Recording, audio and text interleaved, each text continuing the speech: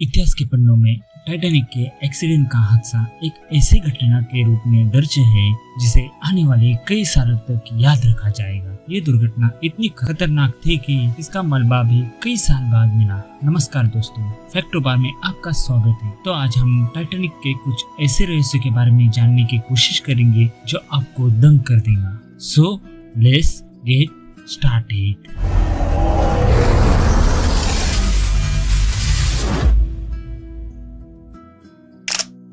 Titanic का नाम सुनते ही दिमाग में उसके एक्सीडेंट से जुड़ी कहानियां आती है। अक्सर लोग सोचते हैं कि जब टाइटैनिक डूबा होगा तो क्या हालात होगी और किस तरह ये एक्सीडेंट हुआ होगा। दरअसल एक्सीडेंट इतना खतरनाक था कि उसका मलबा भी दुर्घटना के 75 साल बाद मिला था। टाइटैनिक के साथ हुए इस भयानक हादसे को लेकर काफी रिसर्च हुई, लेकिन करीब 110 साल बाद अभी भी कई रहस्यों से पर्दा नहीं उठा है। वो रहस्य अभी भी टाइटैनिक के साथ अटलांटिक महासागर में दफन है। ऐसे में जानते हैं कि वो कौन कौन से रहस्य हैं जिनसे अभी भी पर्दा नहीं उठ सका है। साथ ही जानते हैं कि ये रहस्य किन किन चीजों से जुड़ा है और उसका पता लगाने से क्या क्या फैक्ट सामने आ सकते हैं।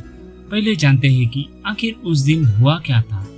दरअसल करीब 110 साल पहले 16 अप्रैल को टाइटैनिक के साथ हादसा हुआ और वो अंधेरी रात में एक हिमखंड से टकरा गया।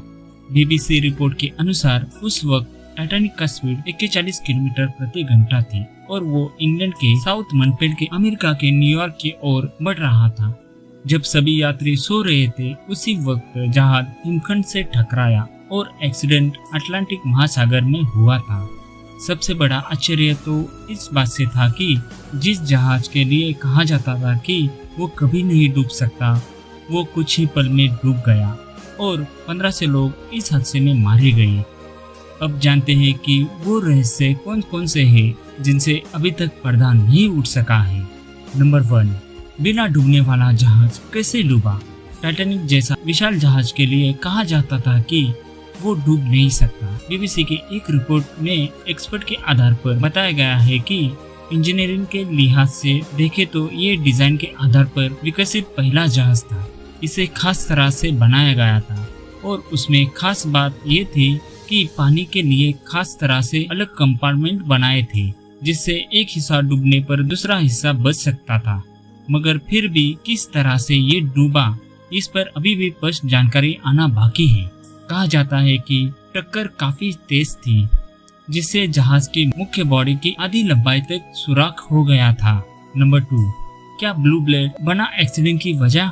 रिपोर्ट के अनुसार अटलांटिक महासागर में तेजी से जहाज चलने पर एक सम्मान मिलता है जिसका नाम ब्लू ब्लेड है। कहा जाता है कि टाइटैनिक इसी सम्मान का हकदार था। और क्या इस पाने के लिए इसकी स्पीड तेज थी।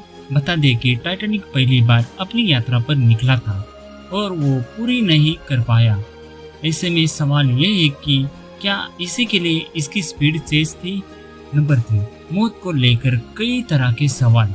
बता दें कि टाइटैनिक काफी विशाल था और इस एक्सीडेंट में करीब 1500 लोग मारे गए थे। ऐसे में अभी तक उनकी मौत और उनके लिए की गई सुरक्षा व्यवस्था पर सवाल उठते हैं। उसी दौरान लाइफ बोट कम होने जैसी चीजों और मौत के कारणों पर कई सवाल अभी भी बाकी है। नंबर 4, टाइटैनिक की स्पीड पर सवाल। कैप्टन स्मिथ के तेज स्पीड करने के पीछे के कारणों पर भी कई तरह के सवाल उठते हैं। कई लोग कहते हैं कि वो अटलांटिक को जल्दी क्रॉस करना चाहते थे, इसीलिए उन्होंने स्पीड तेज की थी।